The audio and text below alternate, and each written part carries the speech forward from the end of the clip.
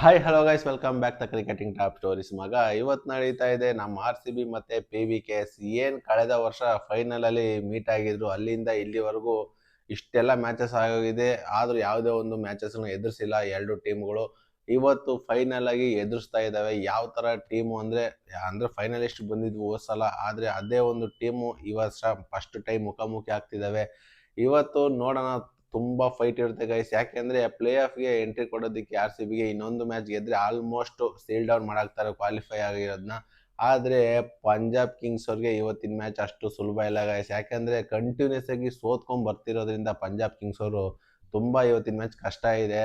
ಅದರಿಂದ ಸ್ವಲ್ಪ ನನ್ನ ಪ್ರಕಾರ ಇವತ್ತಿನ ಪ್ರೆಡಿಕ್ಷನ್ ನಮ್ಮ RCB ಗೆಲ್ತಾರೆ ಅಂತ ಅನ್ಸುತ್ತೆ. ಓಕೆ ಗೈಸ್, ಇವತ್ತು ಎಲ್ಲಿ ನಡೀತಾ ಇದಪ್ಪ ಮ್ಯಾಚ್ ಅಂತಂದ್ರೆ ಗೈಸ್, ಕ್ರಿಕೆಟ್ನ ಒಂಥರ ನೋಡೋದಕ್ಕೆ ಒಂಥರ ಸಖತ್ತಾಗಿರುತ್ತೆ. ಇವತ್ತು ಪಿಚ್ಚಲ್ಲಿ ಧರ್ಮಶಾಲಾದಲ್ಲಿ ನಡೀತಾ ಇದೆ ಇವತ್ತಿನ ಮ್ಯಾಚು.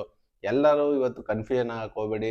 7:30ಗೆಲ್ಲ ಮ್ಯಾಚ್ ಸ್ಟಾರ್ಟ್ ಆಗ್ತಾ ಇರೋದು, ಮಧ್ಯಾಹ್ನ 3:30 ಮ್ಯಾಚ್ ಸ್ಟಾರ್ಟ್ ಆಗುತ್ತೆ ಗೈಸ್. ನಿಜವಾಗ್ಲೂ ಕನ್ಫ್ಯೂಷನ್ ಆಗಿ ಅಕಸ್ಮಾತ್ ಮ್ಯಾಚ್ ಮಿಸ್ ಮಾಡ್ಕೊಂಡ್ಬಿಟ್ಟಿರ 7 ಗಂಟೆಗೆ ಅಂತ.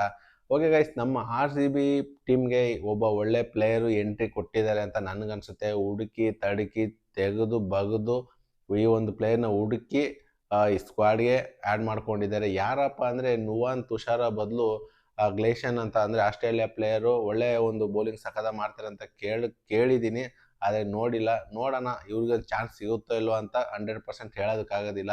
ಯಾಕೆಂದರೆ ಇನ್ನು ಸಖತ್ತಾಗಿ ಪರ್ಫಾರ್ಮೆನ್ಸ್ ಮಾಡೋವಂಥ ಪ್ಲೇಯರ್ಗಳು ಇನ್ನೂ ಬೆಂಚಲ್ಲಿ ಕುತ್ಕೊಂಡು ವೆಯ್ಟ್ ಮಾಡ್ತಿದ್ದಾರೆ. ಅದರಿಂದ ಈ ಒಂದು ಪ್ಲೇಯರ್ಗೆ ಬಂದಿದ್ದ ತಕ್ಷಣ ಚಾನ್ಸ್ ಸಿಗೋದು 100% ಡೌಟ್ ಅಂತ ಅನ್ಸುತ್ತೆ. ಇನ್ನು ಪಿಚ್ಚಿ ಪ್ರಕಾರ ಹೇಳೋದಾದ್ರೆ ಗೈಸ್, RCB ಟೀಮ್ಗೆ ಇದು 7 ಮರ್ಸಿದ ಪಿಚ್ ಆಗಿರುತ್ತೆ. ಯಾಕೆಂದರೆ ಈ ಒಂದು ಪಿಚ್ಚಲ್ಲಿ PBKS ಅವರು ಸುಮಾರು ಮ್ಯಾಚಸ್ ಸೋತಿದ್ದಾರೆ. ಅದರಿಂದ ಲಕ್ ಇಲ್ಲ ಅಂತ ಅನಿಸುತ್ತೆ ನನ್ನ ಪ್ರಕಾರ.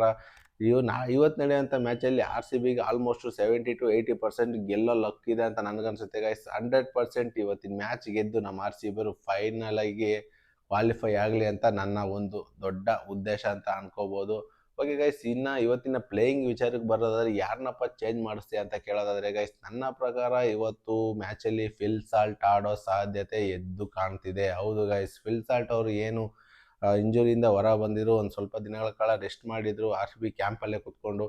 ಆದ್ರಿಂದ ಇವತ್ತಿನ ಮ್ಯಾಚು ಫಿಲ್ ಸಾಲ್ಟ್ ಅವ್ರಿಗೆ ಆಡ್ತಾರೆ ಅಂತಲೂ ಹೇಳೋಕ್ಕಾಗಲ್ಲ, ಆಡಲ್ಲ ಅಂತಲೂ ಹೇಳೋಕ್ಕಾಗಲ್ಲ. ಆಡಿದ್ರೆ ಸಪೋಸು ಬೆತಲ್ನ ಕುಂದಿರ್ಸ್ಬೋದು, ಆಡಿದ್ರೆ ಫಿಲ್ ಸಾಲ್ಟ್ ಅವರು ಕುತ್ಕೊಂಡು ಬೆತಲ್ ಆಡ್ಬೋದು. ಇದರಿಂದ ನನ್ನ ಪ್ರಕಾರ ಇದೊಂದು ಚೇಂಜಸ್ ಕಾಣ್ಬೋದು. ಇನ್ನು ಬಿಟ್ಟರೆ ಯಥಾ ಪ್ರಕಾರ ಪ್ಲೇಯಿಂಗ್ 11 ಏನು ಕಳೆದ ಮ್ಯಾಚಸ್ ಇತ್ತು ಅದೇ ಥರ ಸೇಮ್ ಪ್ಲೇಯಿಂಗ್ 11 ಹೋಗ್ತಾರೆ ಅಂತ ನನಗನ್ಸುತ್ತೆ.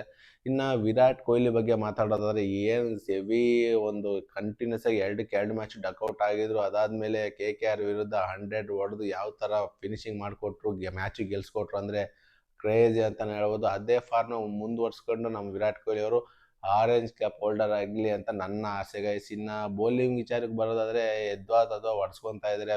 ಡಫಿ ಹೋದ ಸಲ ಏನು ಚೇಂಜ್ ಮಾಡಿದ್ರು, ಮೋಸ್ಟ್ಲಿ ಪ್ರಾಬಬ್ಲಿ ಈ ಒಂದು ಮ್ಯಾಚಲ್ಲಿ ಡಫಿನ ಕುಂದಿರ್ಸ್ಬೋದು, ಇಲ್ಲ ರೊಮಾರಿಯೋ ಶಫಾಡಿಗೆ ಒಂದು ಚಾನ್ಸ್ ಕೊಡ್ಬೋದು ಅಂತ ನನಗನ್ಸುತ್ತೆ. ಇನ್ನು ಭುವನೇಶ್ವರ್ ಕುಮಾರ್ ಬಗ್ಗೆ ಮಾತಾಡೋದು ಬೇಕಾಗಿಲ್ಲ. ಇನ್ನು ಹೇಸಲ್ವುಡ್ ಯಾವಾಗಿದ್ದು ಅವರು ಸ್ವಲ್ಪ ಥ್ರೆಟ್ ಅಂತ ಆಪೋಸಿಟ್ ಪ್ಲೇಯರ್ಗಳಿಗೆ ಗೊತ್ತು. ಅದರಿಂದ ಬೌಲಿಂಗ್ ವಿಚಾರಕ್ಕೆ ಬರೋದಾದ್ರೆ ಏನು ತೊಂದರೆ ಇಲ್ಲ ಅಂತ ಅನ್ಸುತ್ತೆ.